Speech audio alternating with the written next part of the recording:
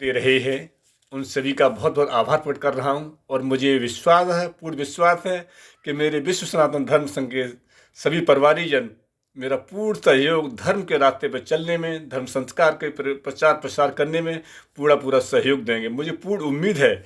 आज मुझे महसूस हुआ है कि मेरा परिवार अपने मुखिया के साथ में कितना संघर्षशील और कितना प्रेरणा स्रोत है और सहयोग देने के लिए तन मन धन से कितना उतावला हो रहा है।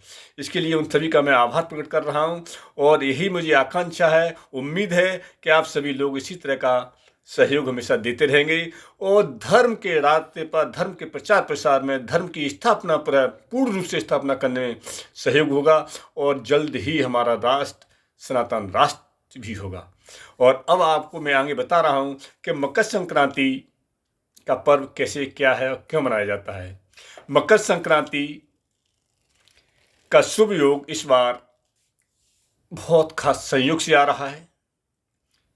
इस पर यह बात यह भी है कि इस साल मकर संक्रांति की तिथि को लेकर के किसी तरह का कंफ्यूज नहीं है कि 15 जनवरी को होगा पुण्यकाल, दान 15 जनवरी को करें या 14 जनवरी में करें, कब करें, क्योंकि इसका पूर्ण अवसर 14 जनवरी को ही पूरे देश में मनाई जाएगी।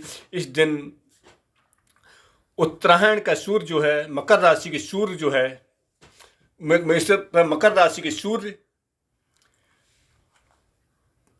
जो आ रहे हैं वो आज 14 जनवरी को ही आ रहे हैं। इसमें कोई द्वेष भावना नहीं है। और मकर राशि पर सूर्य कहाँ आते हैं तो किधर आते हैं? जो हमारे देश के अंदर दो अयन हैं, दक्षिणायन और उत्तरायण। कर्क राशि पर जब सूर्य आते हैं तो दक्षिण रास्ते पर सूर्य भगवान अपना चलते हैं और मकर राशि पे आते हैं तो उत्तरायण दिशा में चलने लग जाते हैं। तो इसकी विधियां भी आपको मालूम है। दक्षिणायन पर जब महाभारत का युद्ध हुआ था तो भीष्म पिता ने उत्तरायण सूर्य का उत्तरायण में आने के रास्ता को देखा था कि कब आए तब मैं अपने शरीर को त्यागूंगा। तो आप समझ लीजिए कि उत्तरायण कितना शुभप्रद और कितना लाभप्रद और कितना पुण्यप्रद है। ये क्यों किया था? भीष्म पितामह जैसे व्यक्ति ने इतना कष्ट झेला, सैया पर सैया पर लेट करके इतना कष्ट झेलते रहे, पर उन्होंने प्राण को उत्तरायण के सूर्य आने पर ही अपने प्राणों को त्यागा। तो इसका महत्व तो आप भीष्म पितामह ने संदेश दे चुके हैं, परंतु आज मैं आपको बता रहा हूं कि मकर संक्रांति 14 जनवरी को मनाए जाने की वजह क्या है। इस साल ग्रहों के राजा सूर्य मकर राशि में आगमन गुरुवार को 14 जनवरी को सुबह 8:13, कहीं 14 मिनट भी आएगा दिशा के आधार पर, क्षेत्र के आधार पर, कहीं 15 मिनट भी आएगा, कहीं 12 मिनट भी होगा। इस तरह से घटता बढ़ता रहता है देश काल के आधार पर। जहाँ सूर्य का उदय अस्त होता है उसे आधार पर चलता है ये समय, तो हो रहा होगा। परंतु गुरुवार को संक्रांति होने की वजह से ही यह नंदा और नक्षत्रानुसार महोदरी संक्रांति मानी जाएगी। जो महोदरी संक्रांति है उसका पुण्य काल, उसका लाभ किन किन व्यक्तियों को होगा मैं ये बता रहा हूं। जैसे ब्राह्मणों के लिए बहुत उत्तम है, शिक्षकों के लिए बहुत उत्तम है, संतों के लिए बहुत उत्तम है, विद्यार्थियों के लिए बहुत उत्तम है। क्योंकि इसका पुण्य काल, इसका असर शिक्षा से जा रहा है। शिक्षा देने वाला, लेने वाला, संत महात्मा भी शिक्षा देते हैं, ब्राह्मण भी देते हैं, शिक्षक भी देते हैं, और ग्रहण करने वाले छात्र होते हैं और शिष्य होते हैं। तो इनके लिए बहुत ही लाभप्रद है। लेखकों के लिए भी है। इतनी रहेगी। शास्त्रों का मत है कि संक्रांति के, इसमें और बता रहा हूं कि संक्रांति का पुण्यकाल कितने समय से चालू हो जाता है। संक्रांति का पुण्यकाल 6 घंटे 24 मिनट पहले से ही चालू हो जाता है। तो आप ये न समझे 8 बजे संक्रांति लग रही है तो हम स्नान 8 बजे के बाद करें, नहीं। 8 घंटे पहले आ रही है, 6 घंटे पहले आ रही है, 8 बजे से।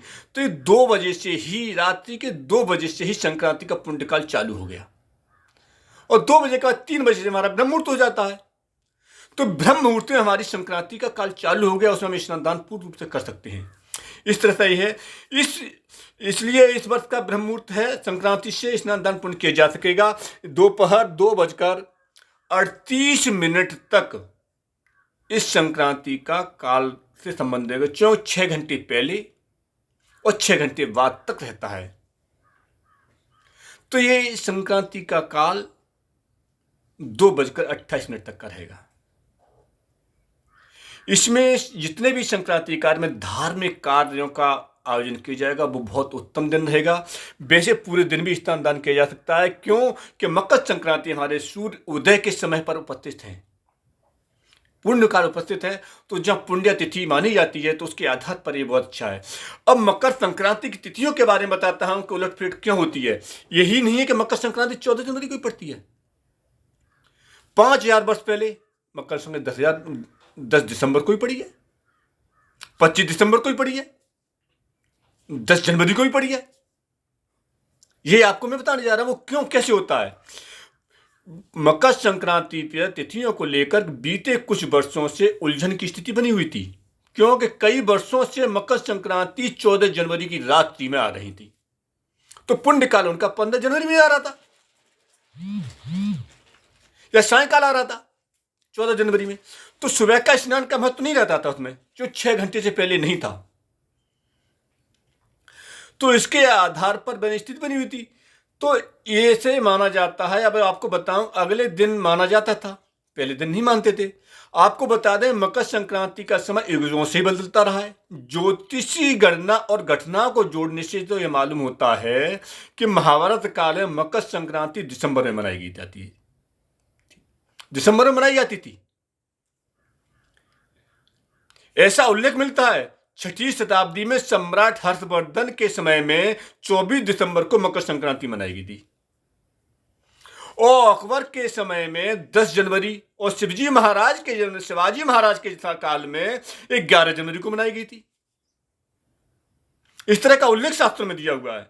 ऋषि महर्षि मुनि साधु और संतों में क्या अंतर है, ये सब चीज थी, ये मत थे उनके किस तरह से कहा, इन सबके मत अलग हो जाते थे। अब आती है सूर्य की चाल, मकर संक्रांति की तारीख का रहस्य।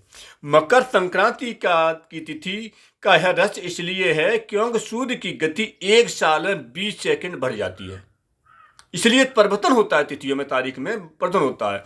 और इस हिसाब से 5 साल के बाद संभव है कि मकर संक्रांति जनवरी में नहीं बल्कि फरवरी में ही मनाई जा सकती है,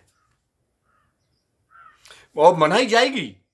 वैसे इस साल अच्छी बात है कि मकर संक्रांति पर सूर्य का आगमन 14 तारीख को सुबह हो रहा है, इसलिए मकर संक्रांति गुरुवार 14 जनवरी को ही मनाई जाएगी। मकर संक्रांति